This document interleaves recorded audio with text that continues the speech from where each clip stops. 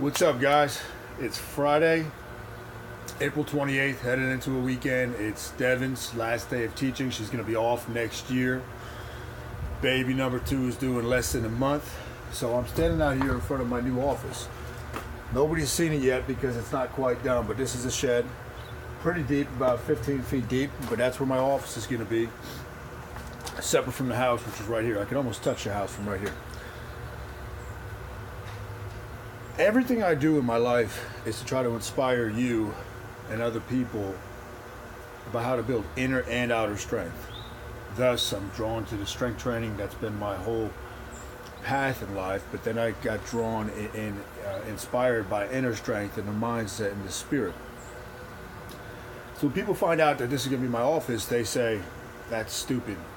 Yeah, that's going to work. Just like when we had Braxton, people said, wait till you have a baby. You're going to be screwed then. And my whole mindset was, I'm not like you. I wasn't like you before you had kids or before I had a kid. I'm not going to be like you after that. I have a winning mindset, and that's what you have to have as well. The podcast I'm about to record is about sleep. Now, there's 2 ways we can look at sleep. You have the literal and the metaphorical. Literal, I believe, you should get a minimum of 6 hours a night unless you're a genetic freak. By the way, there was actually a study a number of years ago about the sleepless elite. There are people that have a gene that requires them to get hardly any sleep and they function just fine. They think Thomas Edison was one of those people, Benjamin Franklin. Anyhow, for most people, you have to manage your energy, and that starts with your sleep. For a long time, I took it very literal that you can't sleep. You have to be out working everybody. And I literally did that. And as I got a little older and wiser, I started to realize that was metaphorically speaking.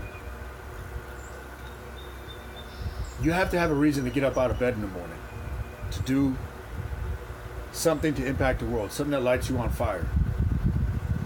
The opposite of jumping out of bed is kind of a depression where you don't want to get up. Nothing's strong enough to drive you to get out of bed in the morning. What are you going to do with your life that excites you so much that you hop out of bed in the morning? That is going to consume the flame in your soul and your spirit. What are you going to do that's going to leave a legacy behind? I always said with Newell Strength and now the different directions it's taken me and taken the team and my family, that there was no competition, because I knew